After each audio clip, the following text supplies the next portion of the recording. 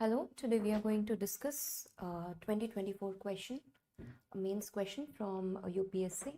Now the question here is regarding the usage of AI, and the issues arriving out of it in terms of your administrative rational decision making. Okay, so our first point, what is artificial intelligence?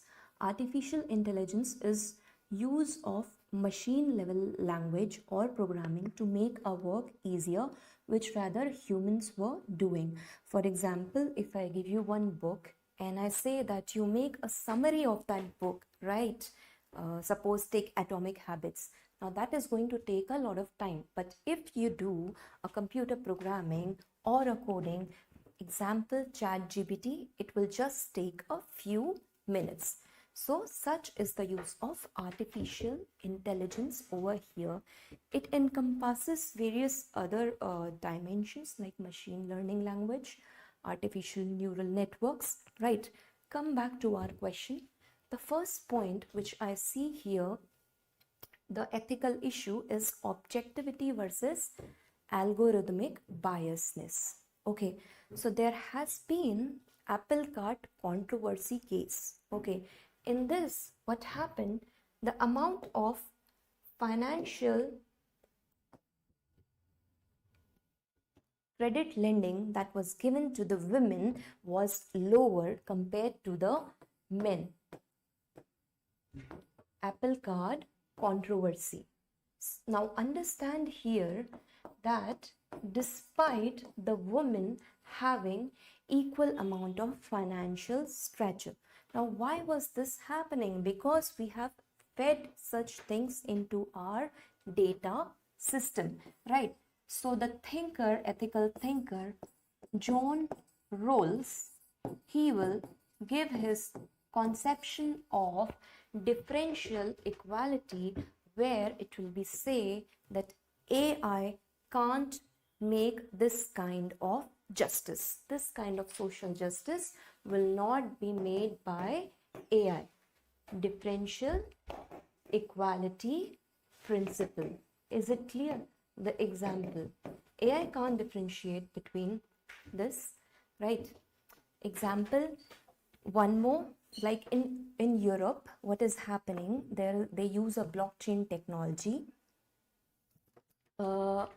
Certain kind of subsidies are given to people. There are certain criteria fit in, like if you reach this kind of level, you will be out of the subsidy table.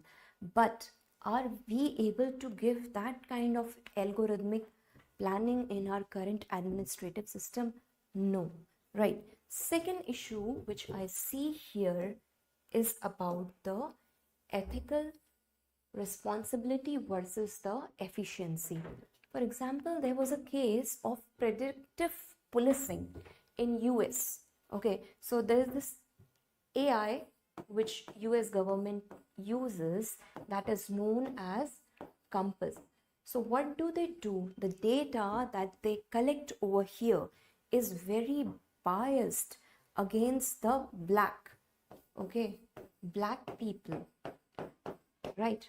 In fact, this concept of predictive policing, it is believed that all the criminals and all such activities are directly done by the blacks. Why? Because the data collection is such. So although it may be right, there is an instance of efficiency. Yes, quickly we get the data, but who is going to take the ethical responsibility over here? So again, the thinker which comes over here is Max Weber. Okay, Max Weber talks about the conception of a rational bureaucracy.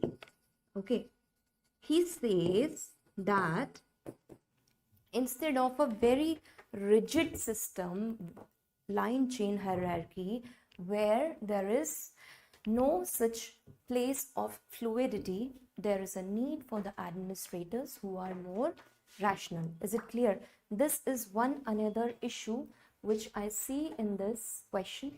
The third thing which we see here is transparency and black box problem. Now, what is this question about? What is this fancy word about the black box?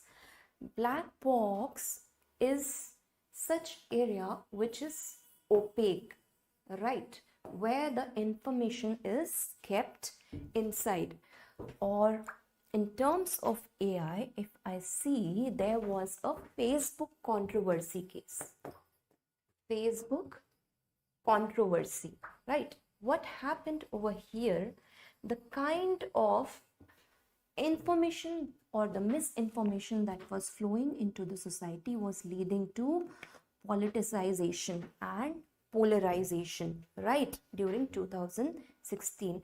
Because the kind of AI data was driven, none of the citizens were knowing about the data. So that's why anonymity, opaqueness is the issue over here.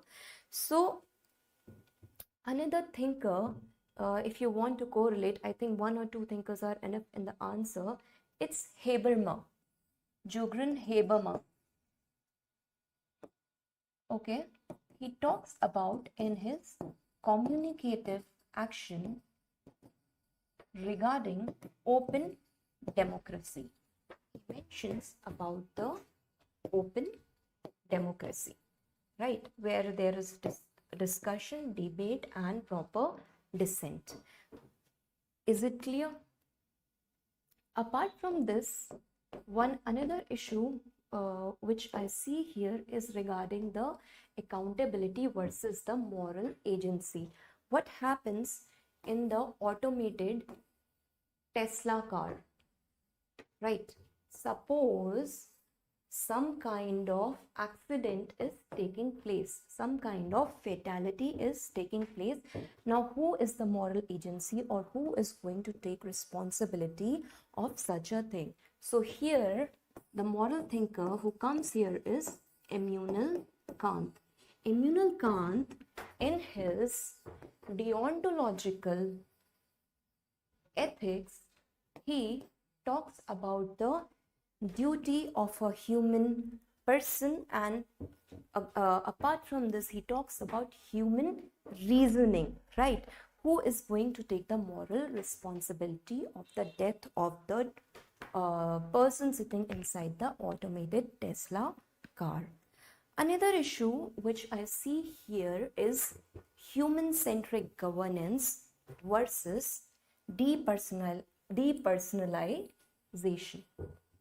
Example, in China's social credit card system, China's social, not credit cards, China's social card system, what it is done, that the citizens are reduced to mere data points. Is it okay to do that?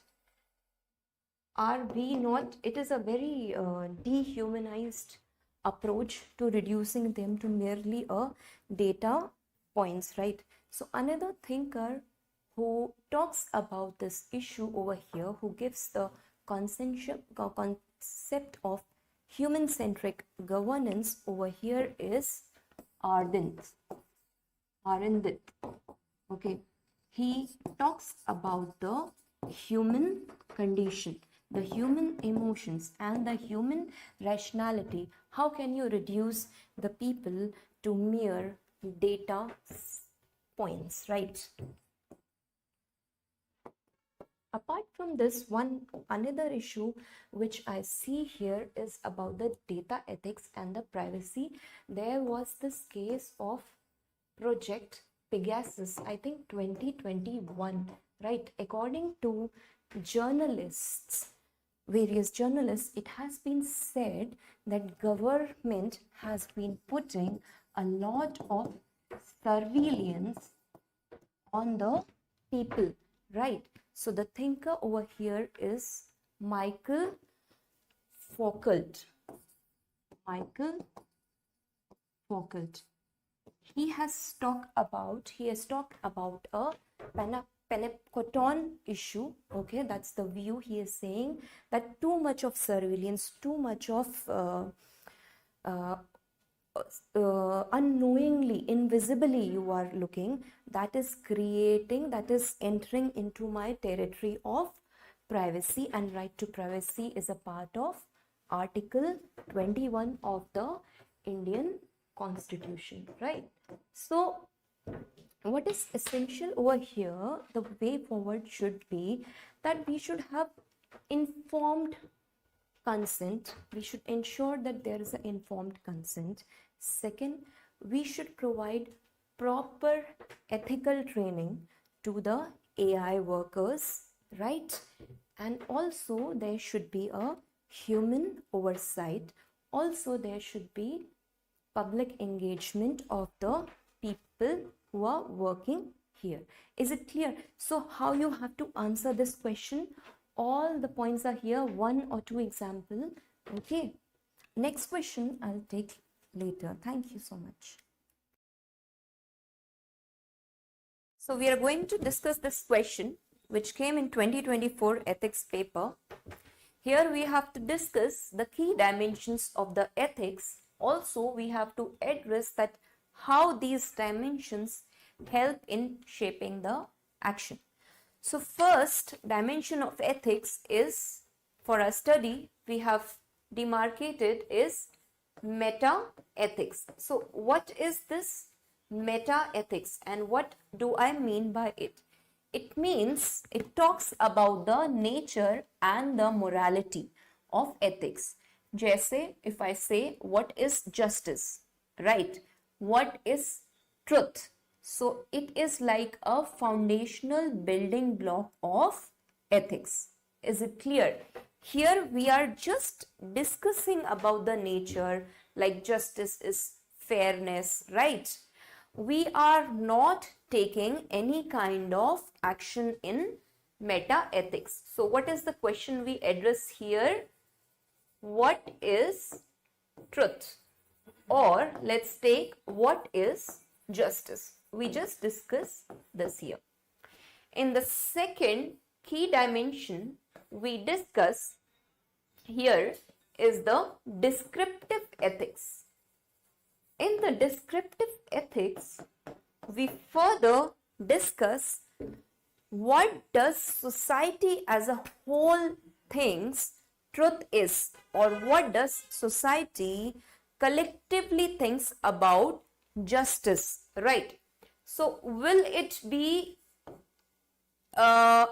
justice enough if a para-Olympic is made to compete with a Olympic, right? So no. So here society is describing, right, what is justice. It's acceptable by the society or the people at a larger level. The third key dimension of ethics is the normative ethics. Now, what is this normative ethics? As the name suggests, it is also known as the prescriptive ethics, or here we are talking about the kind of ethical action we take. These are basically the framework action which are taken. Again, I'll take the same example of justice. In normative ethics, Aristotle will say that equal should be treated equally and unequal should be treated unequally. But another thinker, John Rawls, he will say that justice should be such that it upbrings or it uplifts even the marginalized section of the society. So here we are talking about the action part. Various other theories you can see in my lecture, first lecture, I have discussed here that there is a consequentialist approach who locate morality in the consequence of the action, not in the means but the end. Now there is, in this only there is one another which is known as utilitarianist, right? Utilitarianist, who locate the morality on the utility of the act, how many multiple people the decision is affecting. It is for the maximum welfare, for the maximum number of people, for maximizing the pleasure and minimizing the pain. Another thing which we can discuss here is about the deontology, right? Deontology, which is about the duty, right? For example, we can take here is that Kant will say, do not lie. Even as a human duty, it is immoral to lie because it is your duty, right? Apart from this, in the normative ethics, the fourth key dimension that we see here is the applied form of ethics. Here, the application of ethics is seen into multifold dimensions. For example, we can talk about the media ethics over here, that the journalism has to be very fair, right? Second thing, we can also talk about the bioethics. What about the medical ethics, right? What about the rights of abortion? What about euthanasia, right? So we are seeing the practical application, or we can also talk about the environmental ethics, right? Which is like whether the kind of development is happening, is it sustainable for the environment? You understand? So there are four major key dimensions of the ethics. Okay. Now let's see the second part of the question here, which is talking about how they are applied, right? So first application, if we see in Jan Dhan Yojana, this Yojana is outcome based approach. Okay, it is trying to bring in the financial inclusion in the society. Is it clear? Because it is trying to do maximum good for the maximum number of people, right? So the consequence of Jan Dhan Yojana will be, it will come under consequentialist. So the consequence will be, what will be the consequence? The consequence of Jan Dhan Yojana will be welfare of the citizens. One application we have seen. Second, moral code of conduct during the elections for the civil servant. So it is a duty, again, it is a duty of a civil servant to be honest and impartial, right? Now this duty comes from the deontological approach of ethics. Is it clear? Another example, we can talk here about the MG Narega. MG Narega is again trying, it is establishing welfare for the even the marginalized sections of the society. In fact, right to work, which is mentioned in Article 41 of our directive principles of state policy. So this, by this, the government is trying to create a just and equitable society. Is it clear? Another application we see in Aadhaar for government service delivery of the products. Now this is leading to a common good approach. Now this common good approach again will come under the consequentialist approach. What is the end goal of Aadhaar?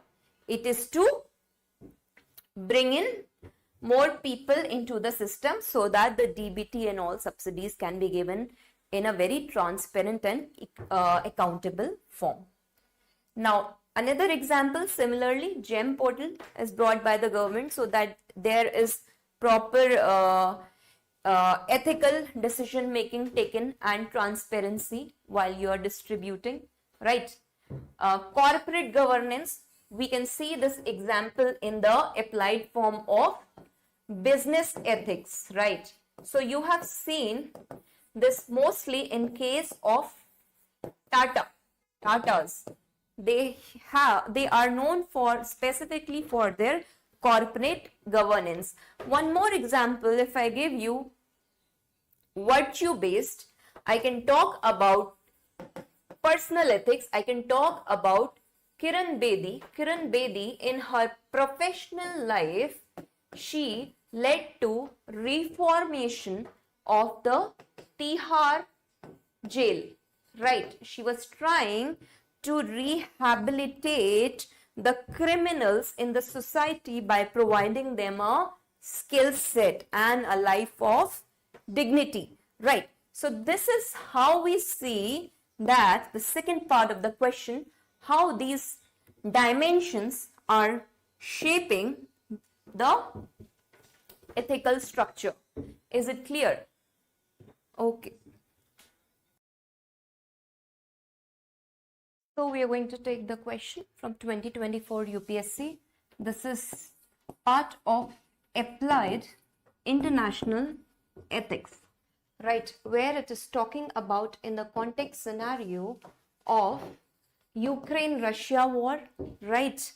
The Israel-Gaza conflict that is going on, and what are the ethical implications over here. So let's break down the question. It mentions that it is not enough to talk about peace, one must believe in it. So while we are talking about peace, I've just broken this question over here. There was recent G7 summit, okay, and in this G7 summit, they were talking about de-escalation in Ukraine and Gaza, right? Because it is impacting a loss of life and property, right? On the other hand, we have seen that arms export has still been continued. So is it that all these talks which are happening about the peace, are these peace talks hollow talks or what? Is it not a dilemma? On one hand, you are talking about de-escalation, and on other hand, you are just continuing your arms sale.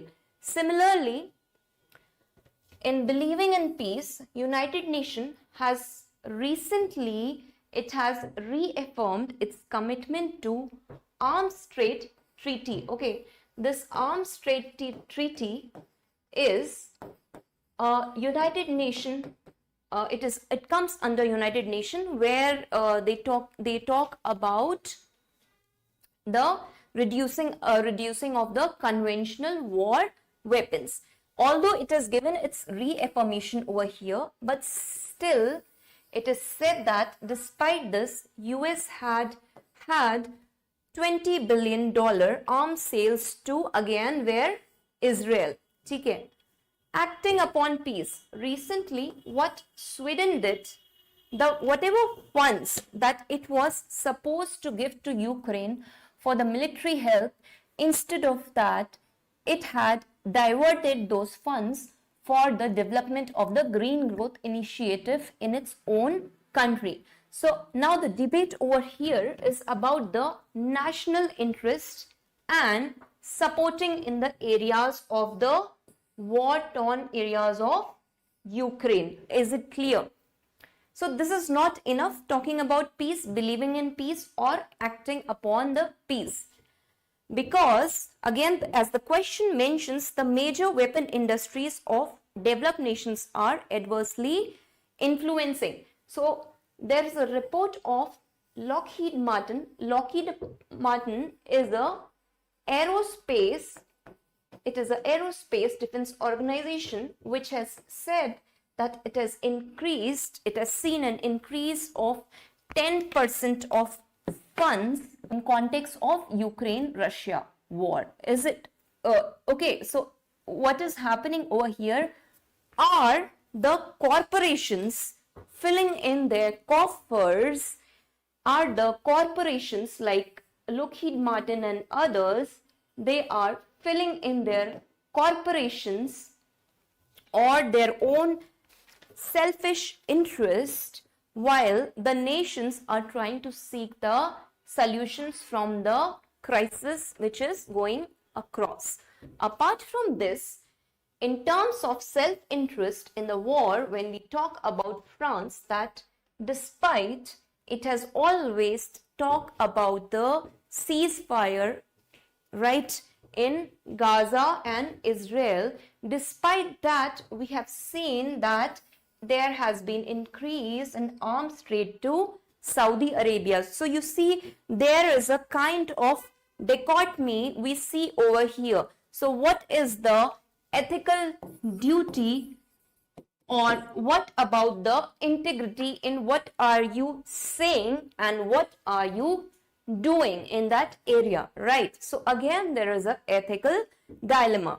Now the last thing over here, United Kingdom, it had mediated the Sudan peace talks, but what it has happened also simultaneously it has approved the sale of weapons. So how is it ethical that you are brokering for somebody's peace and you are also approving the arms license? So these I have picked up from current affairs, the multiple dilemmas which I see in international ethics. Okay. Apart from this, I have also seen that there is a certain kind of moral duty of the nation against their own self-interest. The moral duty is to uphold the human life, uphold the dignity of human, protecting the vulnerable populations. Okay, so it is about the moral responsibility about peace, right, for the developed nation. Now in comparison, this is to the nationalistic interest or their geopolitical interest or their economical profitable interest. So these kind of dilemmas are going in the international ethical scenario. So we can just discuss, you can pick up a few thinkers from here. We can just discuss 4 thinkers. First one over here will be Gandhiji, when he is talking about non-violence resistant or the path of satyagraha and ahimsa along with moral consistency. Rabindranath Tagore, he talks about the concept of internationalism or Vasudhaiv Kutumbakam, that world is but one country and mankind its citizen over here. These kind of principles have been governing our international ethics.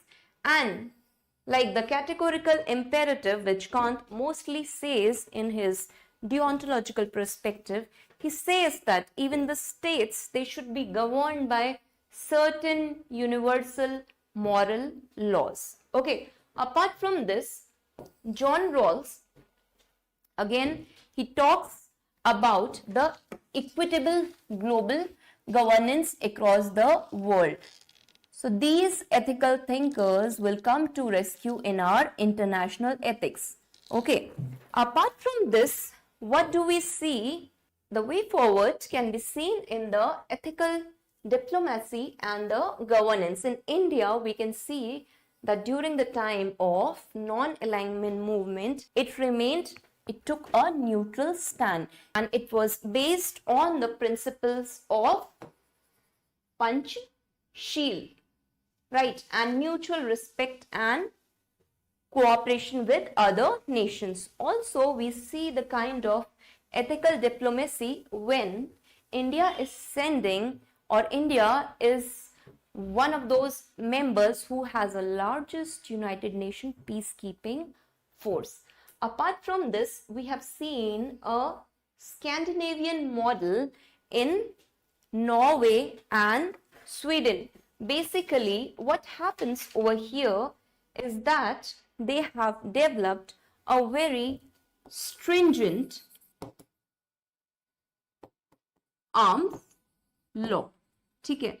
I hope in this question you had to actually break up into a lot of parts. So the ethical consideration over here is the moral responsibility or the moral duty of the developed nations, okay, against the moral duty of peace against their own selfish nationalistic interests. So we are going to discuss this question. This is a part of environmental ethics. Okay, the question is regarding that global warming and climate change, they are outcomes of the human greed. So Mahatma Gandhi has already said that earth has for everybody's need but not for everybody's greed. Question is about the sustainable development, right? So what is this sustainable development? It is a concept of intergenerational equity where you are not trying to only protect for yourself but also for your future generations, right?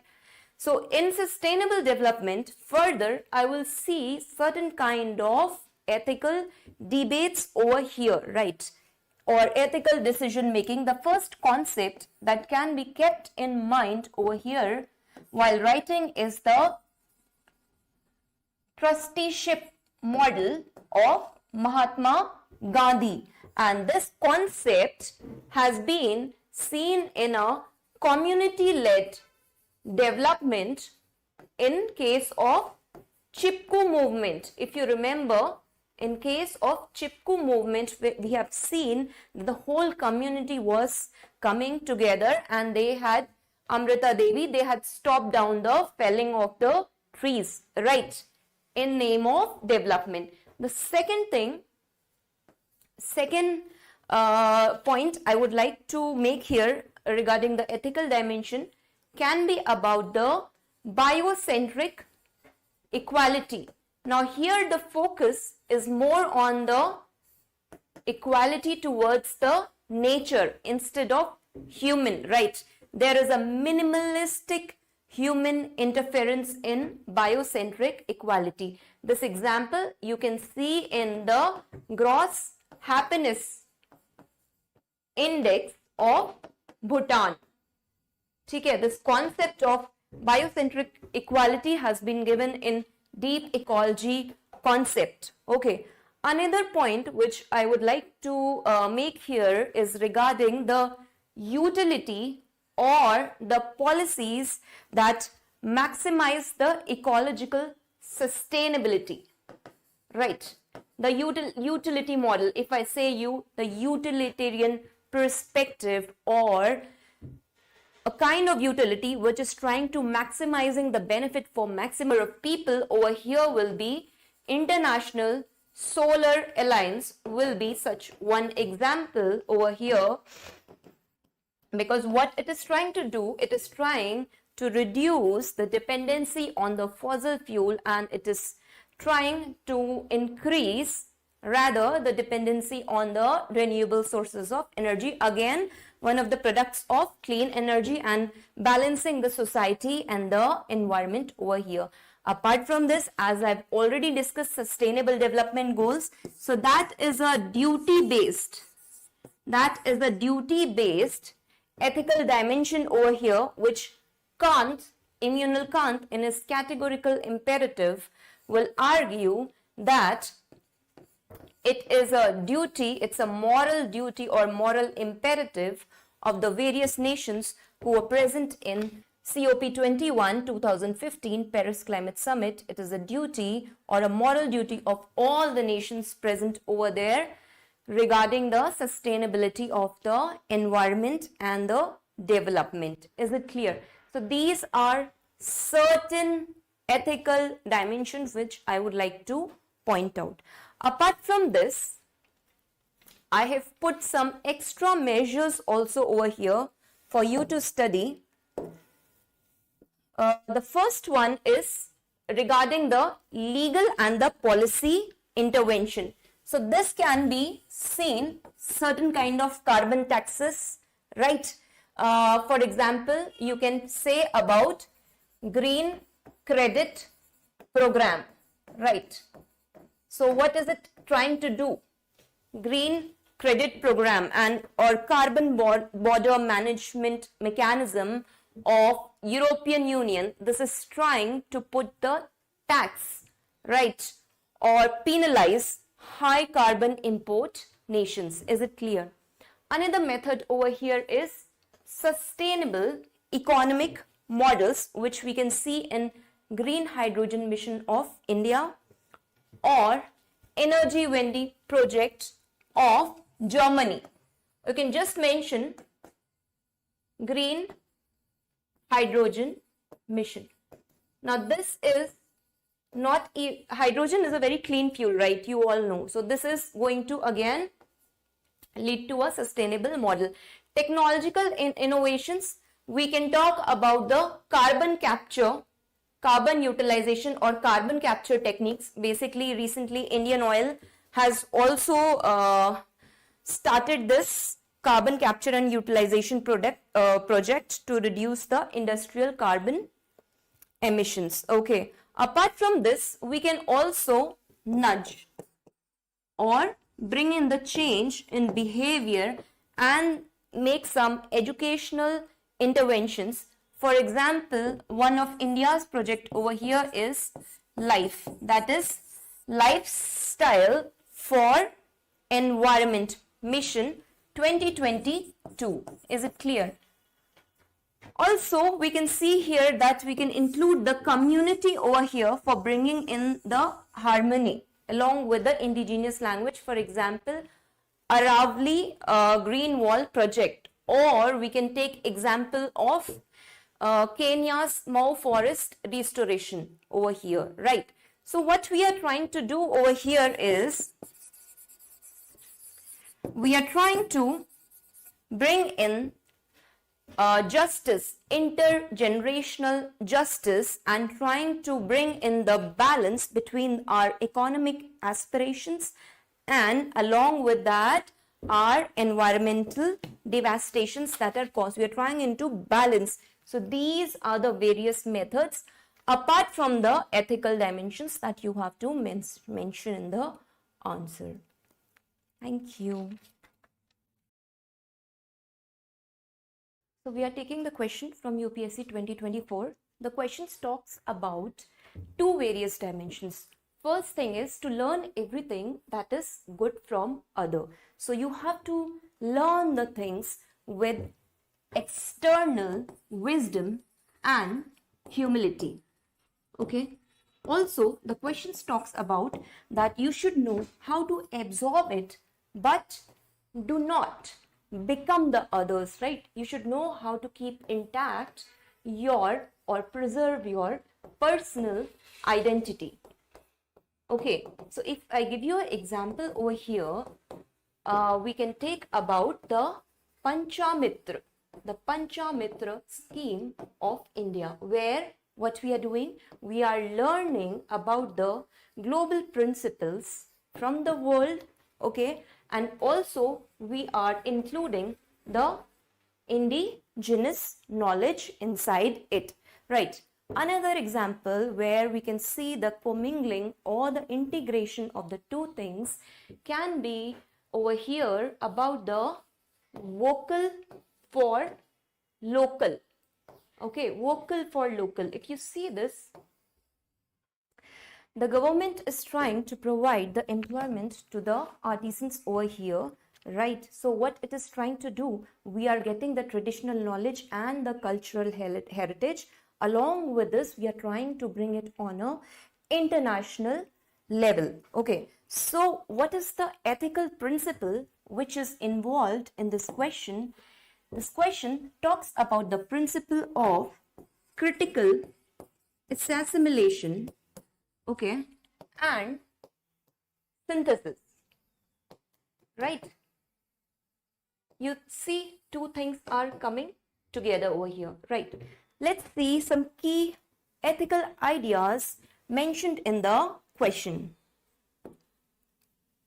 First thing over here, the question is talking about including the intellectual humility and open-mindedness. Suppose I give you an example over here of Dr. Manmohan Singh.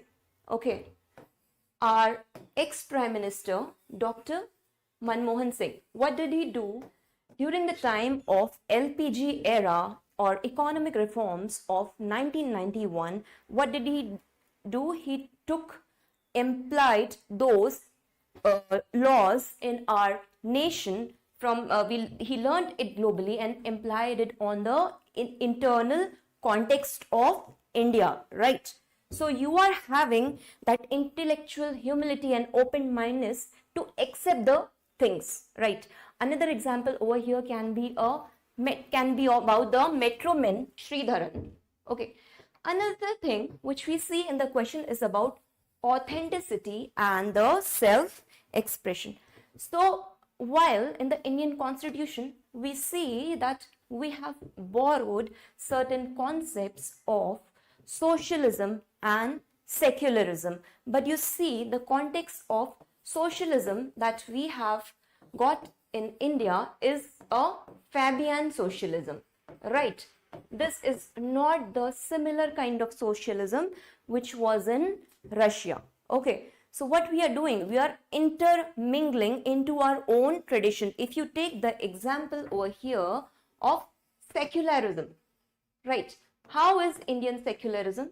Indian secularism is based on the concept of Sarvadharma Sambhava, or the principled distance, where the state does not completely interfere into the rights of the religion, but the state take cares about the welfare of its people, right? So our model of secularism is very different from the international model, right?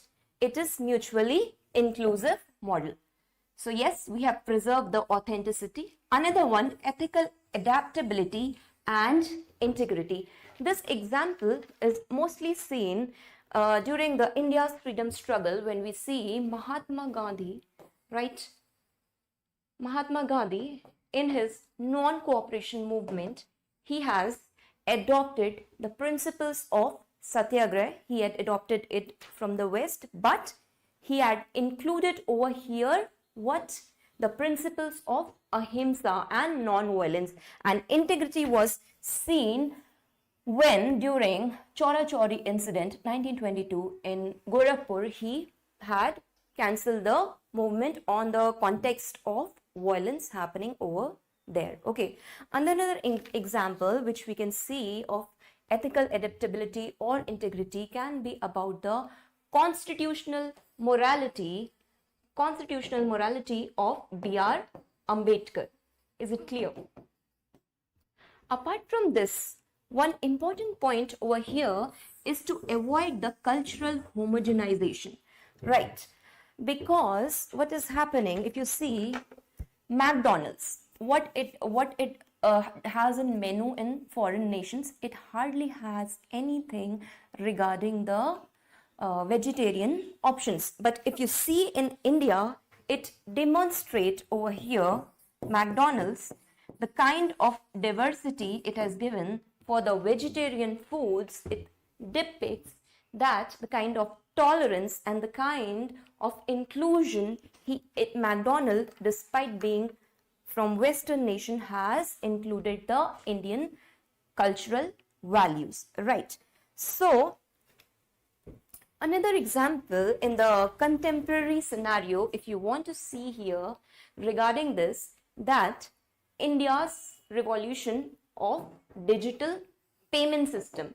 If you see in the digital revolution of India, we have learned or integrated a lot of things from the Western nation, but we have not become like that. We have tried to include the various features in our Aadhaar and in our UPI systems, because our scenario is very different. Is it clear? I hope the concept is clear. We'll see you in next class. So we'll take another question from 2024. here it is talking that faith is of no avail in the absence of strength. So the question here talks about the interdependence between the moral conviction of faith and the strength to take the decision making, right, which was taken up by Sardar Vallabhbhai Patel, also known as the Iron Man of India, for the integration of the princely states, 562 princely states, into our own territory, right? So it is talking about the unwavering faith of moral uprightness, yes, and not only that, it is not blind faith, but it is followed up by the administrative steps and actions that are taken. Now let's see, let's break up this question over here. Okay, so what is this faith? Faith is regarding a vision to do something, right? Like over here, Nelson Mandela, he had a vision to make South Africa anti-apartheid and start the process of education in South Africa, right? And he wanted a full-fledged democracy, right? For that vision, what did he took? What were the actions? How did he strengthen that process, right? Second example over here is regarding Mahatma Gandhi, that he had a vision of independent India. But what were the steps taken by Mahatma Gandhi? The strength providing to his vision was Satyagraha and Ahimsa. Understand this question over here, that you are having an unwavering trust, and then in return there is a kind of inner resilience to do things. But what about that strength is just without this ethical direction? Then it leads to Holocaust of Jews, we have seen in Germany, right? This happened over there during World War, we have seen. Another thing, if the faith is blind and the faith is without strength, then what happens? You see what happened in demonetization, that there was a lot of crisis. We although started the policy, but we had a vision, but we did not had the proper process of its execution. We were not prepared logistically for it, right? So what is Sardar Vallabhbhai Patel trying to say? He's talking about having a ethical leadership for a public servant, where there is integrity or where there is faith in the public good, right? Apart from that, there should be a competence or the strength to imply those policies at the ground level as a bureaucrat. I hope the meaning of the question is clear. So this question was asked in UPSC. In law, a man is guilty when he violates the right of others. So in this context, it is talking about the legal guilt which a man develops. Okay? And in ethics, he is guilty if he only thinks of doing so. So this question is over here about the moral consciousness or the moral guilt, right? So what Kant says, suppose if I steal from somebody, right, it will be a penalized crime. Okay, if I'm stealing from somebody, that will be a penalized crime, and it is visible and tangible. I can go to jail, right? So this is a kind of external accountability you are putting on somebody. It's an external check, right? But what happens that if I'm sitting at home and I'm just sitting on my couch and I'm having this thought, ki, why not I go and steal something from the mall? So here it is a kind of a moral guilt. It is about the intent of the act which has yet not been taken, right? So ethical guilt, it is about the intent of the act, right? Here Kant gives his deontological perspective, which is based on the duty. Again, the framework further mentions about the categorical imperative, right? And first, let's see what is this categorical imperative. Now, categorical imperatives are certain universal laws. For example, if I say do not lie, lie is universally wrong always, right? In all the contexts, because it sets a bad precedent in the society. Do not steal, do not murder, something which is universal. Okay, that is categorical. Dusra, imperative. So this is talking about the human dignity concept. So coming back to the question, here Kant says, until and unless you don't have this ethical or moral guilt, the legal guilt is incomplete. Okay, let's see again. I have divided this. If you are looking in terms of legal guilt, then the intent may not always be proven. They just see the facts, right? For example, when there was this Nirbhaya case, what happened? We punished them legally, right? But what about the societal misogyny that we are already dealing with, right? That there is this moral policing around which goes on, that you should not travel at night, you should not be wearing this. Instead, why not each person develops that categorical imperative and treats the other human with utmost dignity, right? Even in your thoughts, in your intent, you don't have that guilt. So one example of ethical guilt was seen in the #MeToo movement, where we have come forward and highlighted even the intent of the person. So what is the need of the hour over here is that the justice can be prevailed only where there is commingling of a legal set of precedents and also the moral consciousness of a person. Jab andar se, when we internalize the values, only then can we change the system.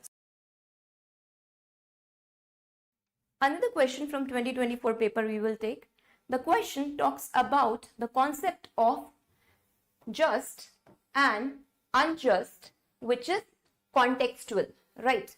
What is just today may not be just tomorrow or in the future. For example, Sati Pratha was acceptable in the ancient and medieval societies, right? But is it just today? No. It is a crime against the dignity of the women and the right to human life, right? So understand this, the concept of justice. So what is this justice? Justice talks about the concept of fairness.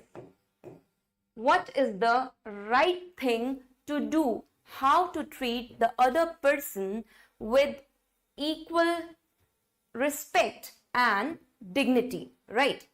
So in this question, let's see it via a few examples about this changing context. It talks about the change and the impermanence in the society which is existing, right? Let me take one example here about the decriminalization of homosexuality. Decriminalization of homosexuality. So over here, what happened in the section 377 of Indian Penal Code, Supreme Court in Navtej Singh Johar case of 2018 gave a judgment over here that homosexuality is not a crime, right? So this Indian constitutional law was given against the pre-British colonial era law. Is it clear? So we are seeing a societal acceptance and change, right?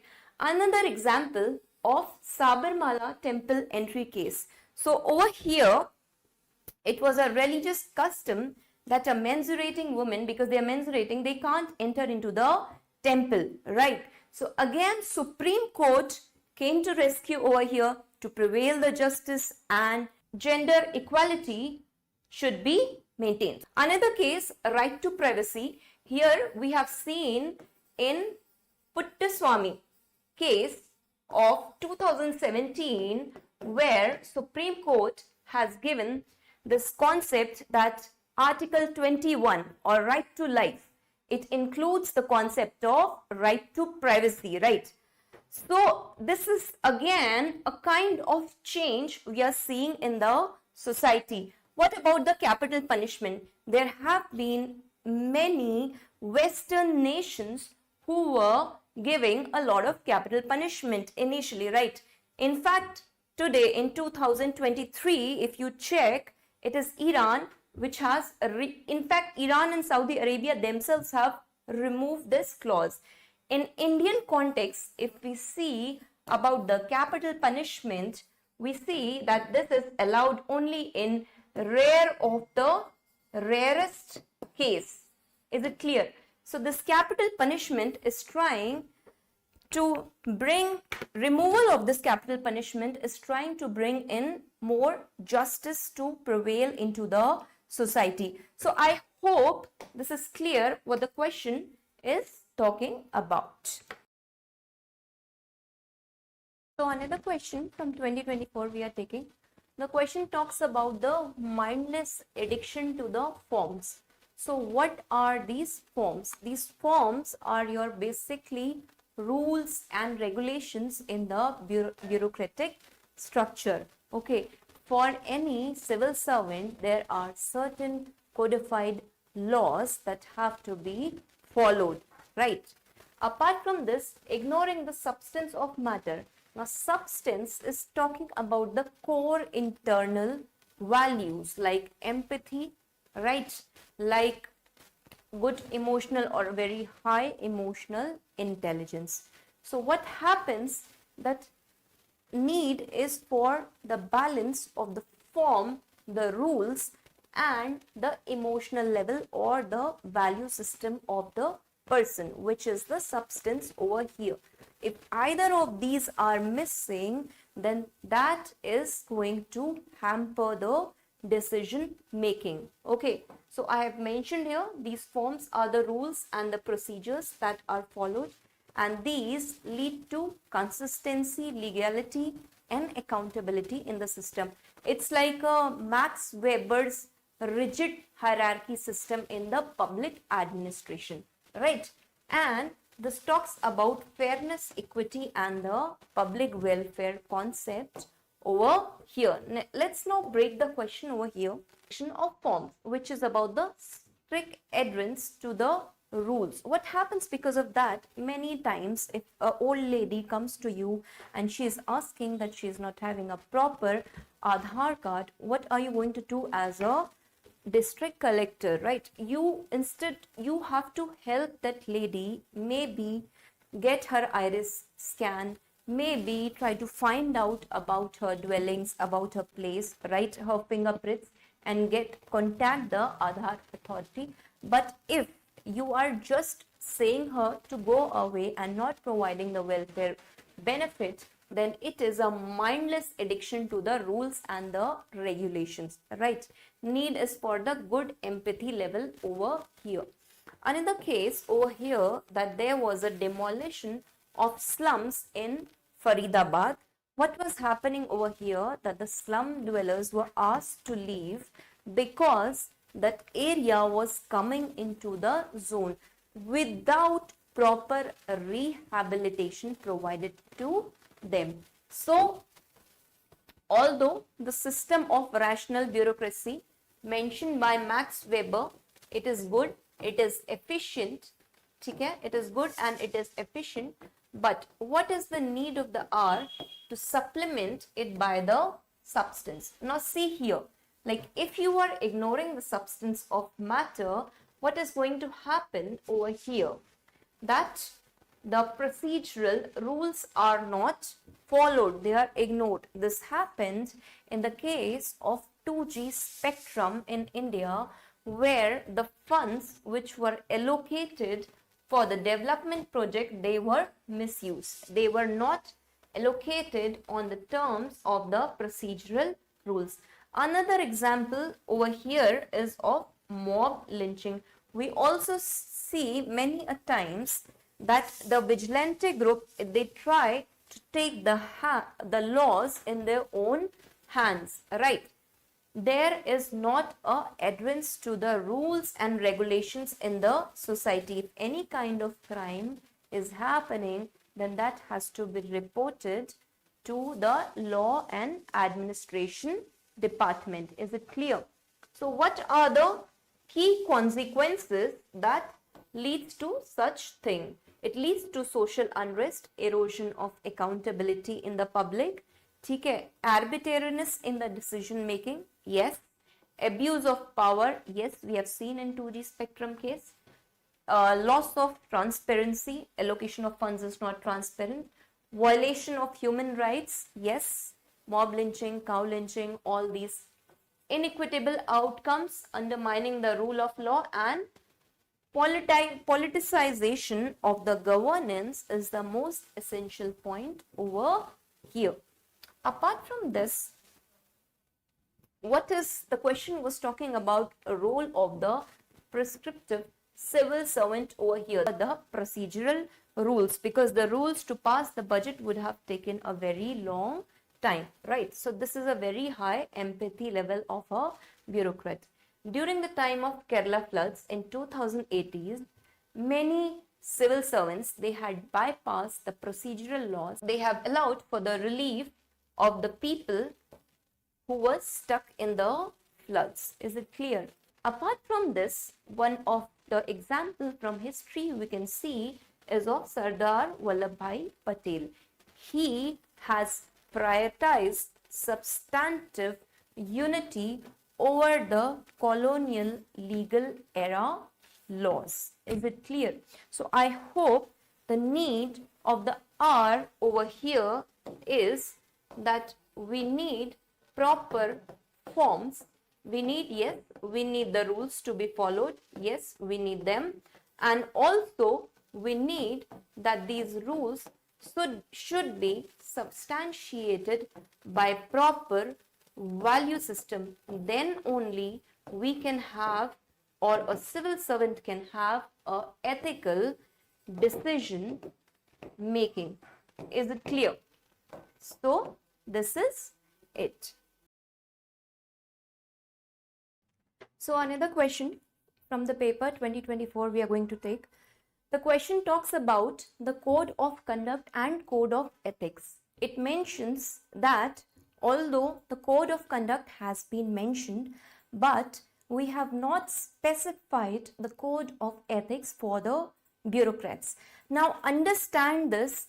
What is code of conduct? Code of conduct are certain do's and don'ts behavior which are written in the document. For example, All India Civil Services Code. Okay. Whereas code of ethics, it is a document about the expected behavior of a civil servant. For example, a civil servant must have empathy, high emotional intelligence, integrity. Okay, according to the question, let's see the three words over here: integrity, probity, and transparency. So integrity is what you say and what you do. Okay, so there is similarity in this even when nobody is watching you. Okay, for example, Lal Bahadur Shastri, he had taken the responsibility when the accident happened, the train accident happened during his time as a rail minister, and without asking or without telling of anybody, he himself resigned. He was a man of high integrity. Remember, even when nobody is watching, you have that high moral turpitude. Okay. For probity, probity is basically a procedural integrity or a integrity in a professional sense. For example, आप किसी district के SDM हैं, right? So your wife will not use the car to go to the beauty parlor. She has to use your personal car, right? So it is said that probity in governance is when there is, again, moral uprightness, there is integrity, right? Also, the funds, there is no misappropriation of the funds. That means financial integrity is intact. Okay, and transparency, we all know, Right to Information Act has brought in the transparency and accountability into the system. Now let's get back to the question over here. So the question is talking about the code of conduct. So these are the directional documents, basically the rules of don't and do's. Okay, All India Civil Service Conduct Rule, Central Civil Service Rules, okay, Railway Rules. These have been specifically codified and mentioned. But what about the code of ethics? These are your aspirational documents. Basically, they are the primary values and the ethical standards. Okay. Also, in second ARC, Nolan Committee for the Public Life has mentioned the 7 principles a civil servant to have: selflessness, objectivity, integrity, openness, honesty, accountability, and leadership. So these are required under the code of ethics. So code of conduct, they are addressed only to the employee in the organization, whereas code of ethics is publicly available, right? Since the code of conduct is available in the organization within the members, it is a legal crime. It is a penal crime. The member can be, the bureaucrat can be held accountable over here. Whereas this is just the moral guidelines and there are no penal provisions for this. Also, United Nations has given a document and an integrated approach where it talks about providing ethical training to the civil servants along with the public welfare campaign, okay, and there should be a credible public complaint system, independent disciplinary mechanism, and institutionalization of various external and internal accountability measures. So this has been mentioned by United Nations, but in our second ARC, Second Administrative Reform Commission, in a report of refurbishing the administration, personal administration, it has specifically talked about comprehensive civil service code. Okay, the comprehensive civil service code over here. This has been given in 3 stages in the document. The first one is about the value and the ethical standards, which is mentioning empathy, emotional intelligence, integrity, such kind of values which should be present in the civil servant. The second one about the code of ethics, it is mentioned about the public service bill, right? And the third one, which has already been specified in the personal administration report. Now the need of the hour is to usher into the era of the good governance, that we combine all these 3 together. The question is talking about that how BNS or Bharatiya Nyaya Sanhita is a shift from doctrine of punishment to a doctrine of justice. It is talking about how it is bringing equality, justice, and impartiality into the system. So all these keywords have to be given equal emphasis, right? So let's first understand what is BNS. What was happening in 1860, the Britishers, they had codified Indian Penal Code for all the set of criminal law. But all this was based on Victorian morality. The concept was based on this. But with the changing times, recently from 2024, the government has brought this BNS, which is a comprehensive criminal law. Right, this is inducting the Indian ethos and Indian values. Also, we see here how this is bringing justice, because it is talking about restorative form of justice. How it is bringing equality? Because here we see that the provisions under section 14 of BNS, they have been made more harsh for the caste atrocities. And how it is bringing impartiality?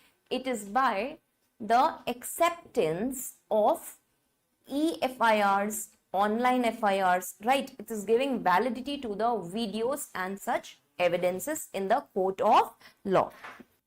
Okay, so let's understand it graphically over here. Purpose of IPC was regarding the control by the British, right? Over here we see that BNS, it focuses on delivering justice, protecting the right, and it is reflecting the Indian values, and it came into effect from July 2024. Also, we see here the difference that initially, how it is bringing equality. Initially, adultery was criminalized until the Navjot Singh Johar case in 2018, right? Section 377 of IPC, right?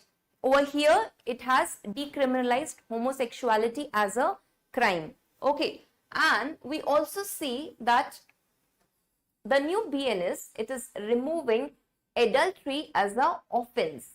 Okay, now there had been no certain set of deadline which has been mentioned in IPC, but in the new BNS, we see certain timelines have been fixed for the investigation and the trials. Apart from this, we also see that now how there's a shift from doctrine of punishment to a doctrine of justice, how BNS is trying to bring a human-centric governance. First, see here that the restorative form of justice has been given important over the retributive. And what is this restorative? Restorative is like you will try to rehabilitate the criminal. You will try to bring in change into the personality of the criminal. Instead of directly giving that you have done this crime, you will get this sort of punishment. No, right? So first of all, there has been a mediation clause for the marital disputes. There's a clause for community service if you are doing certain kinds of petty crimes. Okay, apart from this, it is also mentioning about certain kinds of mandatory relief for the crime victims. So this is how the first part of the answer, it is trying to bring in justice. The second thing over here, how it is trying to bring in the equality, that the section 18 of the BNS, it has mentioned enhanced penalties for the caste-based atrocities. Okay. And the third thing which we will see here is regarding that it is bringing fairness in technology, because we have seen that impartial governance over here is driven by the concept of e-FIR and the digital court proceeding, which has reduces the arbitrariness of the government and the human biases which could have happened otherwise. We are shifting from a legal rooted pre-colonial British law which is based on the Victorian morality, and we are shifting to a system which is more inclusive based on Indian ethos, which is trying to bring a lot of mixture of tradition and modernity into our system. Okay, and this will further lead to the concept of inclusive justice. So this question was asked in 2024. where it is talking about the challenges which are faced by the women officials, how we should address those challenges to bring in more gender equality in the system. Let's say there was a report of Department of Personal Training which mentions specifically that around 2000 there was only 20% of reservation of women in bureaucracy, but currently today by 2022 approximately 30% of the officials are women. Okay, so according to this, let's say in our culture and tradition also, women have been given of the question that how our Indian culture and value system promotes gender equality can be given in the answer in brief. Now, this is the part which we have to address in detail. First of all, the woman is struggling with the work-life integration. What about she's having a child, right? How she's going to manage the education of the child, or during the case of pregnancy, what kind of clause an organization should give at that point of time, what kind of postings for those durations should be given to a woman, right? So this is the first struggle which they are facing. Second thing, gender perception and stereotypes. First of all, there is the stereotype that women can't have a very hard posting or policing role, and one person who broke the stereotype was Kiran Bedi, who had brought in Tihar jail reforms, right? The first IPS officer of India. Apart from this, if you see Sanjukta Parashar, 2008 IPS officer from Assam cadre, she had fought a lot of militants over there to bring peace and harmony. So women are stepping into the earlier mentioned or the mindset of the society which was said as stereotype roles. Okay, the third point, intersectional obstacles such as the caste, regional background, they all play a very important role. In Tripura, approximately, there's a report that the representation of women in services is only 3%, which varies to 41% in Chandigarh, right? So there are multiple issues regarding the regional background. Apart from this, limited kind of informal mentorship is being provided to the women officials along with the networking opportunities. If you see in services, these are the major issue. Apart from this, yes, generic issues are also present, which we will take up later. But in the answer, you have to supplement it by the example. The first woman official who fought this was Anna Rajam Malhotra. See, she worked with Rajiv Gandhi government in the Asian Games project, right? Breaking all the stereotypes. Second one over here is Smita Sabharwal. She is also known as people's officer, right? She had tackled with health inefficiencies, and she had played a role of a mother, and apart from that, balancing it with her services. Another one I have just discussed is about the Kiran Bedi. We all know about the Tihar jail reforms. One very significant woman over here is Durga Shakti Nagpal. Now, she was suspended by UP government in 2013 in context of taking action against the sand mafia, right? So now there is a threat to the life of a woman official also. This is also one of the challenge which a woman official faces, because there can be a nexus between the other members of bureaucracy and the ministers, right? Apart from this, we have also seen that Archana Ramasundaram, she was the first woman who headed the paramilitary force. She was suspended by Tamil Nadu government because without the assent of the government, she had completely supported the CBI in 2014 without the state clearance. So these kind of issues women officials are facing. Meera Borwankar, another one who had investigated the Jalgaon sex scandal case, okay, and she was facing a lot of political pressure. So all these issues these women officials have fought. So in your answer, you have to give their examples also. Apart from this, what will be the way forward is, first of all, you are going to enhance proper workplace policies for them, right? Proper placement of Vishakha guidelines. Apart from this, there should be a sexual harassment of women at workplace 2013 Act, which should be working very well, and there should be a internal complaints committee. Okay, this is just one part or the one dimension of it, but others can be, you can give gender neutral postings to women, right? Not considering that, you know, she is a woman, how is she going to take up that role? You need to give them equal opportunity to prove themselves. Apart from this, there should be quarterly workshops and annual training sessions to bring in awareness and sensitization among the other people of the organization. Also, there should be options of flexible working in hybrid style, right? Suppose if a woman official is pregnant, suppose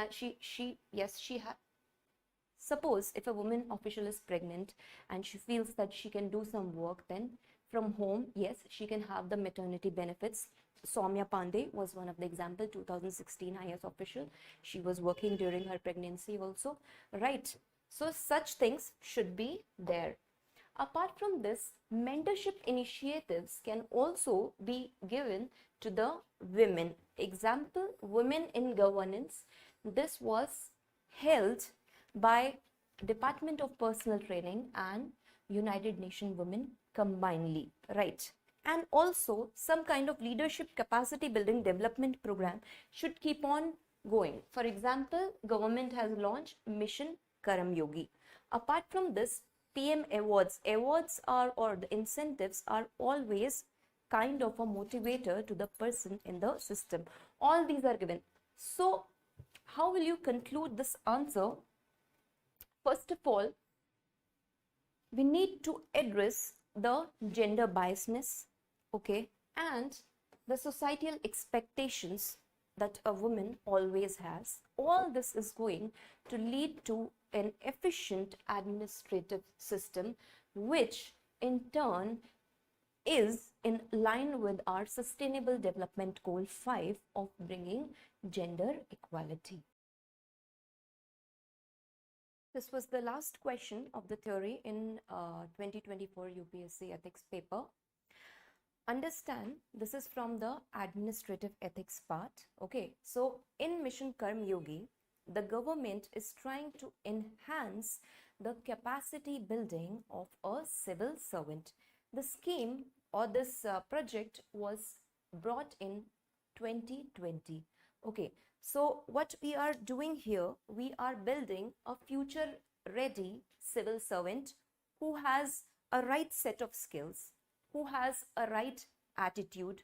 Okay, for this, what government has done, it had built the 6 major pillars. If you see here, how to implement this on the ground level. So let's see, the first pillar over here talks about the policy framework. Okay, so what is happening, that whenever a civil servant or a student who is selected, he goes to an academy, new kind of training modules are given to them. In fact, the people already in the services are they are given set of training modules which keep coming up. So the first one of the pillar over here is the policy framework. What is happening? The people already selected, the bureaucrats, they are given some new training modules to enhance their competencies and the capacity building. There is always a continuous learning process. Okay, first step is this. Second,